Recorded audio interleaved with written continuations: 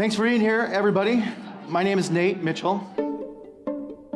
It's 2022, and we're taking you into one of the closed-door sessions at the Arbinger Summit to listen in on a discussion with some Arbinger clients and facilitators who deliver Arbinger's work within their own organizations. And I want to talk with you a little bit today about a subject that everybody likes talking about: pain. In particular, hidden pain. Nate Mitchell is a licensed mental health counselor, an adjunct professor of family sciences, and a seasoned facilitator of Arbinger's work, having led hundreds of workshops for parents navigating some of life's toughest moments and providing ongoing support for families in crisis. When I was a freshman in college, I was taking this course that was about communication, beginning communication class. And the professor went up into the whiteboard and she drew this little figure right here. On the whiteboard, Nate drew two stick figures side by side. It's the exact replica of what she drew. After drawing this figure on the board, she then said, anybody who can come up here and circle the human being, 50 extra credit points. It was near the beginning of the course before we figured out that she wasn't grading on points. So she offered these 50 extra credit points and all of us were like, oh, I'll do it.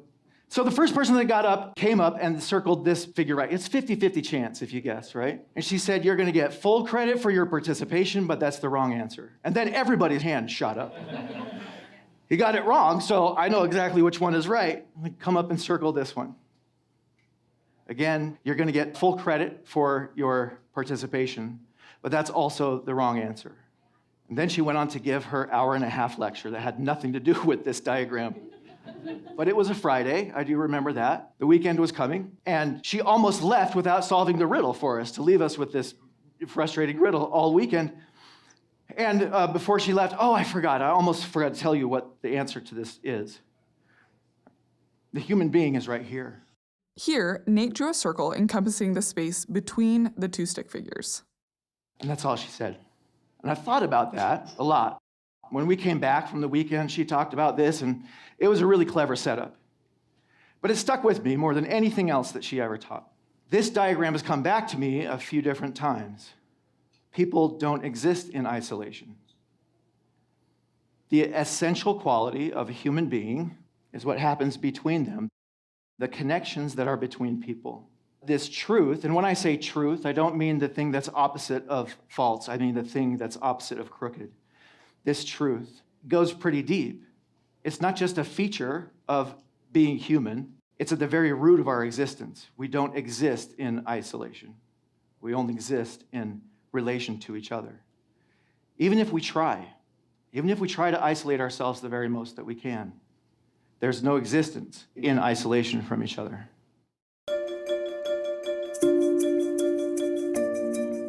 Welcome to Leading Outward, the Arbinger Institute's podcast, where we explore the tools and ideas we've used for over 45 years to help people solve their toughest leadership and organizational challenges by leading with an outward mindset, seeing people as people. I'm McKinley Otterson.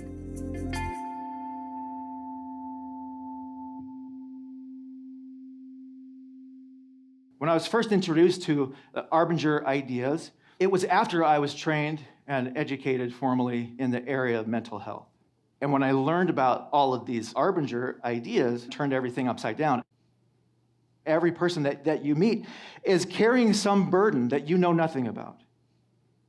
One of the most powerful steps that we can take is to consider the burdens that another person is carrying. What's that hidden pain? And how does that pull us into their humanity?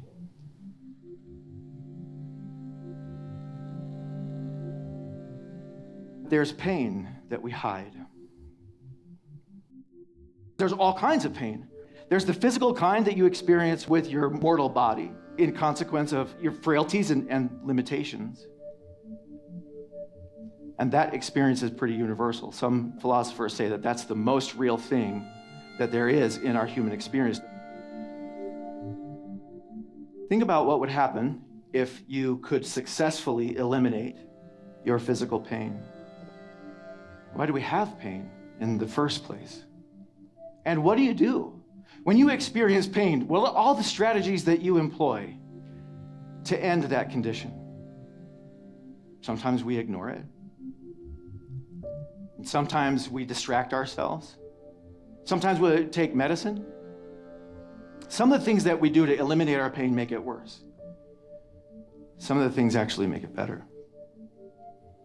But consider what would happen if all of your dreams came true in regards to your physical pain and you never experienced that physical pain anymore. I don't think that we would last long.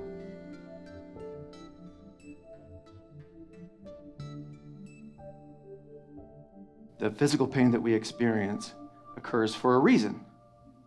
And it's a helpful reason, most of the time, to send us a message, to give us a warning, to help us in some way, to teach us what's good and what's bad for us. You may have some kind of infection, and if you didn't experience some pain, you would never know to investigate that. You may have a broken leg. If you walk on that broken leg too long, there's permanent damage that can be done. It's important to keep in mind that your body was made to heal itself. That doesn't mean that we don't need doctors and we don't need surgeons. We certainly do. But no doctor or surgeon has ever healed you. They have put conditions in place or removed other conditions that make it possible for your body to do its work and heal itself. For example, if there's a broken bone in your body, a doctor might set that bone and cast it so that you don't move it around and do more damage to you. But the doctor doesn't heal or regrow the bone. Your body does that. So we still need the function of someone outside of us to help make that happen. But keep in mind that your body was made to heal itself. And that is an analogy to not only the physical kind of pain that you experience, but the non-physical pain too. The social part of you, the mental part of you, the emotional. You were made for connection to other people, just like we saw in my brilliant professor's genius diagram. You may have heard some of these studies about children who experience this failure to thrive if they don't have these connections, in spite of the fact that all of their physical needs are met. They may have enough food, enough shelter, enough of those other things, but if they don't have the connection with other humans, it's deadly for them. So, how do we discover the hidden pain of another person?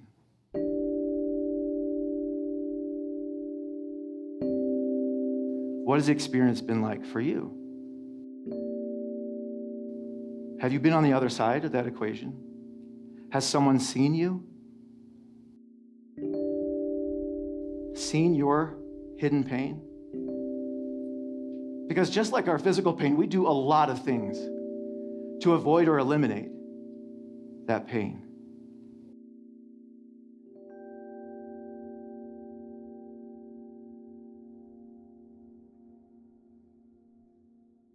There was a story that I heard about a little boy. We'll call him Jake. He was about 5 or 6, and Jake was watching his mom using the sewing machine. It's pretty fascinating when you watch that needle going up and down and the materials going through. You're asking all kinds of questions. And mom is trying to explain how the sewing machine works and warning Jake about the dangers of a sewing machine. Make sure that you don't touch this, but this is how this works. Sometime later, the smaller sibling of Jake comes running to mom and says, "Jake's bleeding." What had happened was Jake had satisfied his curiosity and experimented with the sewing machine. He had gotten his finger under the needle, reacted, and yanked his hand away from it. Jake was a tough kid. Instead of immediately going to his mom, he ran away because he knew that he would be in trouble. Why do we do that? Why do we do that when we're built for the connection? What is that instinct all about? Do we have the right to investigate, to really dig in to someone else's pain?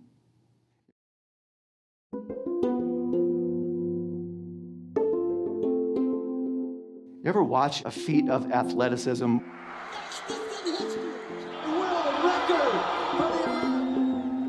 Or endurance, or some of those things, and you just want to stand up and cheer, and you say, that's what a human is. That's what we can do. I'm part of that. That's what a human is. That's what we can do. And then I sit back and I say, they got it covered.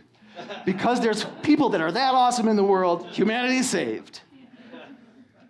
It's not like that. There's something about the inspiration of those stories that calls our hearts to action. Human beings are very interesting because their understandings are different flavors. Human beings are really good at understanding objects and processes with their brain. The brain is your organ of understanding of those things.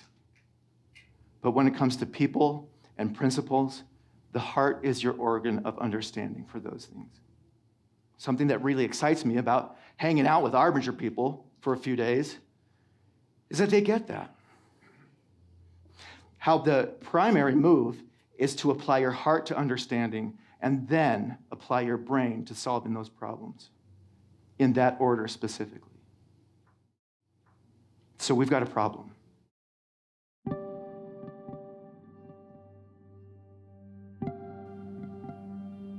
We've got this problem of hidden pain. I didn't bring any shocking statistics because you already know them, of the terrible, catastrophic cost. Isolation that's coming from radical individualism. All of the ways that we distract ourselves from that emotional pain. Including, by the way, the pain of boredom. That supercomputer that you have in your pocket ensures that you never have to experience the pain of boredom again. Well, guess what? The experience of boredom is really, really important for humans, especially in connection with each other. You think about your life and times when you've been really bored with your siblings or your friends, and you came up with something really creative, something amazing to do. Think of how fast you go to that, to distract yourself from that non-physical pain. It's significant.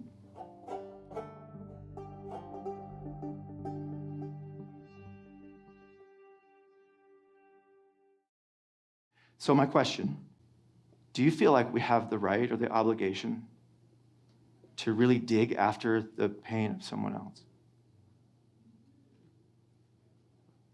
As Arbinger facilitators, of course we do.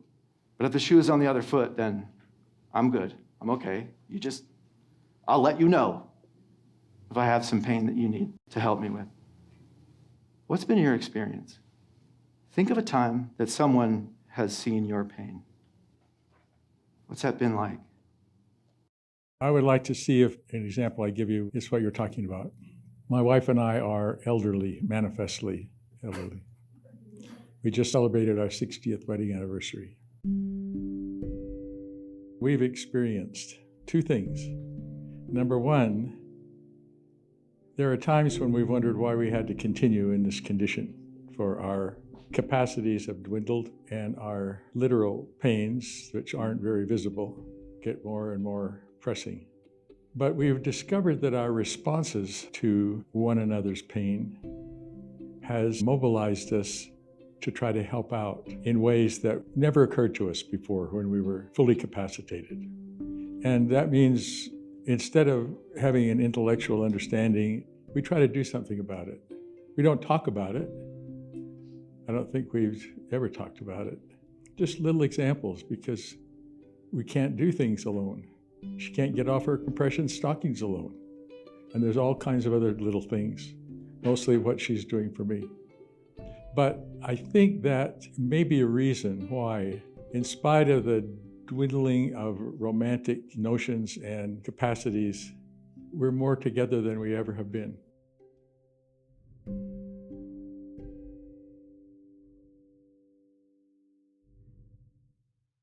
One of the old ways of thinking about, and I think a pretty damaging way of thinking about human relationships, and especially our emotional life. First thing was that it's based on an individual. If an individual has a problem, then the solution is going to come on an individual basis. I can just get some therapy and get myself fixed. And you're going to be extracted from that, come over here and get fixed, and then maybe you'll be worthy to rejoin. So one of the reasons that I like this symbol of community. Right here, Nate holds up a piece of pottery. It's a pot that's painted with figures that are connected hand to hand and form an unending circle around the outside of this ceramic pot. You notice all these figures that are in a circle. Each of those figures is connected to each other, connected significantly by their hands. Hands are cool. They open and close by our choice. We choose to connect with each other, to grasp and grip and tighten those connections. We talk about that community as a we. It's not a me thing. It's not a those people thing. It's we, which in my mind kind of transcends the idea of teamwork or synergy. It's almost like a sacred thing to walk as we, a family, a community, a group like we're in. So I had this experience where I learned a great lesson about what it means to walk as we.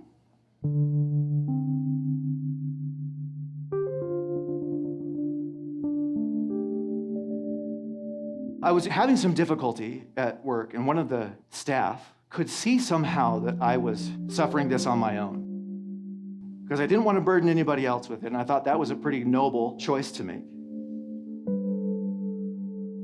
After all, I had gone through the mental exercise, and I knew that even if I told other people this, there's nothing that they could do about it. They can't fix this thing. She pulled me aside, and she said, "You're not asking for help." And I said, "Yeah, that's right, because nobody can really help with this situation." And she said, "That's not the point. The whole idea of we is one rule. Don't be the one to weaken the hoop. When you're making a choice, use that as your basis of decision. Gifts that come to us indirectly. Those of us who are figuratively standing in that circle, clasping hands. The thing that I need will usually come through someone else and be passed along hand to hand until that medicine reaches me. It's that passing along that strengthens that hoop. That's the lesson that I learned.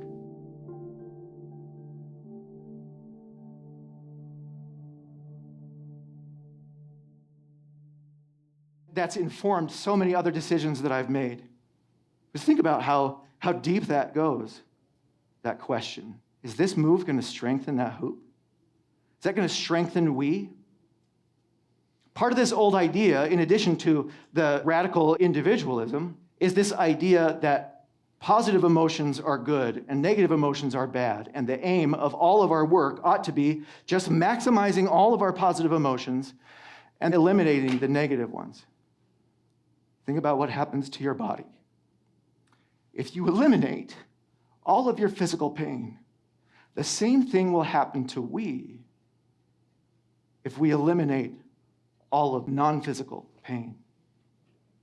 You lose that signal that tells you to connect. You numb yourself to those messages. When I ask an adolescent, typically, if they have a good relationship with their parents or a bad relationship with their parents, they'll base that evaluation on, am I experiencing friction in that relationship or not? An immature understanding of a relationship. To them, relationship in which they're having a lot of friction, that's a bad relationship. If everything is going just the way that they want and they never have a disagreement, there's no tension there, that's a good relationship.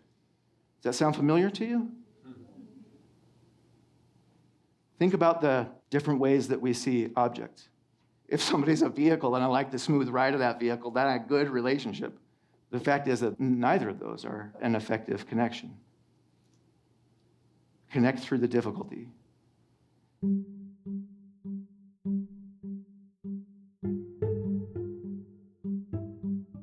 Every fire is made with friction. The act of making friction fire is the practice of creating and managing friction. Think about all the things that fire does for us. Think of that as a symbol of that connection, that spark, how hard we work to gain access to that belonging, that safety, that warmth, that light. We work really hard, and there's a lot of ways to mess it up. But you can't do it without friction. When you think about accessing or discovering someone's hidden pain, or your own, when you think about making the choice to strengthen that hoop. Another consideration might be, where's this friction coming from? Is this the kind of friction that's going to refine me and move me more toward the goals that I am looking for? Or is it a waste of my energy? A waste of that resource? It just makes me frustrated and makes me believe the lie that I can't make fire anyway, that I'll never get access to that spark, that source, that light. Where's that friction? Having your eyes open to that. It occurs to me that maybe it's enough to just be curious about that, about the two different kinds of understanding. There's a kind of curiosity that I have that lives in my brain, that I want to solve another person as a puzzle. And then there's the curiosity about that person that makes me want to understand them in my heart. Those experiences are not the same, and they can never be. You'll have situations in your life, you already have situations in your life that will fit in this category, that will require all of the faculties that you have of your heart and your brain to engage in that. How do you know when you have successfully hidden your pain? How do you know when it's time to successfully disclose it or share it or connect? If you're a facilitator, there's plenty of opportunities that you have to share your stories. Plenty of opportunities for a little bit of vulnerability. In your professional life, that looks one way. Your personal family life, that's where we practice. As we're talking about these things, what are you thinking about? Hidden pain. Who comes to your mind?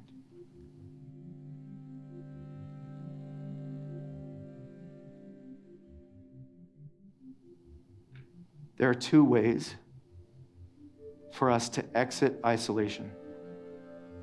I want you to consider these two ways.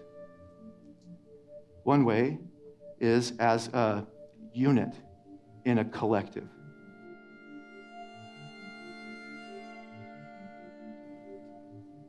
The other way is as a member of a body.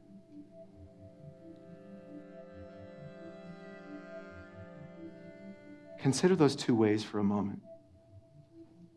Think about times when you have been thinking of yourself just as a unit in a collective. What does that feel like? What's that experience? Just like there's two different definitions of the word true. One of them means opposite of false, and the other one means opposite of crooked. So being a unit in a collective might be truth. It might be a description that is technically accurate. You might be able to defend that, but it doesn't feel the same as being a member of a body. This is what I think of when I think of that.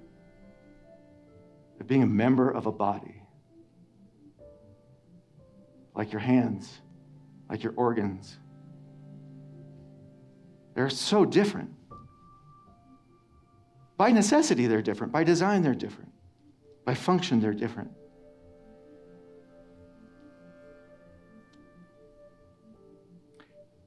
If we want to include someone, to call them out of isolation,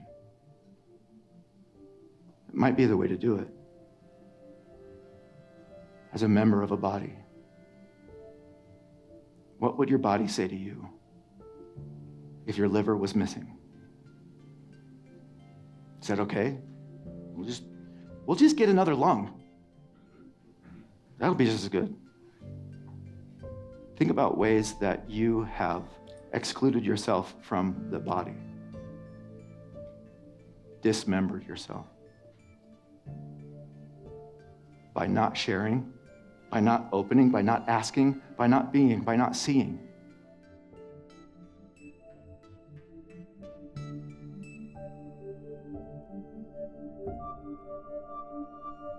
Please forgive my ignorance, Nate, but I'm thinking about the two ways we exit isolation. You mentioned the first one being as a unit or a collective. So I'm trying to form in my mind the distinction between that and a member of a body. So what example might you share, this idea of exiting isolation as a unit or collective? A unit of a collective. So just like a bunch of different gears in the same machine that are indistinguishable. A box full of tennis balls, whatever you want to think of it as, just another unit, like every other unit. An organ or a member of a body has a specific function, has a unique design, a purpose that's distinguishable, completely different from every other member of that, and necessary. When I'm just a unit in a collective, it doesn't really matter if I am pulled out or I get replaced by another that's exactly like me. Does that make sense? This is a response to that drawing up there. I believe that my sensitivity to her pain is a response to her sensitivity to mine. So it's between us that life is happening, not within us exclusively. And then her response to my response to her response is a response to my response. And it doesn't end, and you can't track it. And it's subtle, but it's the most real thing. When we use the words connection, we're already presupposing the independence as being fundamental. But it's how we are together that's fundamental. It's not that we don't breathe independently and think independently. It's that there's something that is more immediate and powerful that would be lost if we lost and knew we had lost the other permanently somehow. I think we may be misled by a false interpretation of our beginnings, that she grew up in Southern California and I grew up in Northern California, and we didn't meet until we were in college. And so these two independent people came together. I think that's the wrong story. I think the story is she grew up in a loving family, and I grew up in a loving family. Not demonstrably loving, in fact, far less demonstrably loving than a lot of people are today. But the love was so fundamental.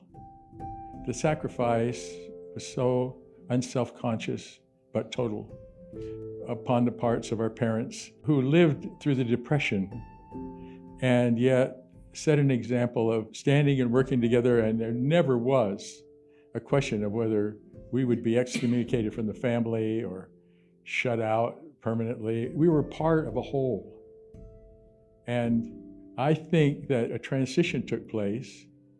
We never did leave our old family, but something was added to it that compounded it all. That is really quite moving, but it says that this is a fundamentally different way of looking at what it is to be alive as a human being than what we ordinarily assume.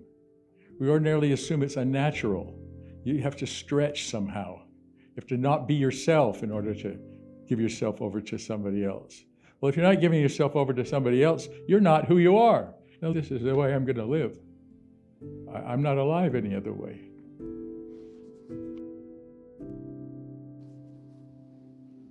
The tendency that we have to isolate is learned. The tendency that we have to be together is not learned. You're born that way. The process that Dr. Warner described of joining lives and living seems to me a process of unbecoming who you never were. Unraveling the lies that you exist by yourself. Outside of that body, outside of that unity.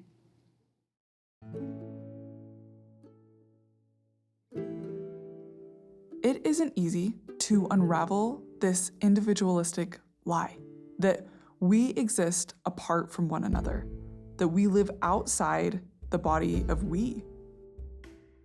But the truth is that we are intrinsically connected, inseparable members of each other. this is the very heart of Arbinger's work.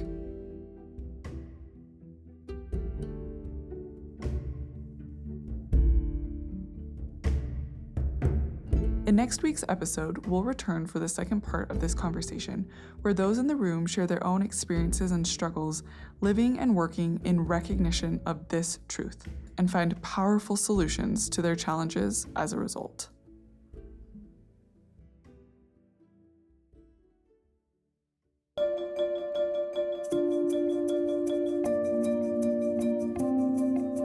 Leading Outward is produced by the Arbinger Institute, the premier provider of leadership development and organizational transformation. If you're ready to build high-performing teams that drive results, explore our solutions at arbinger.com.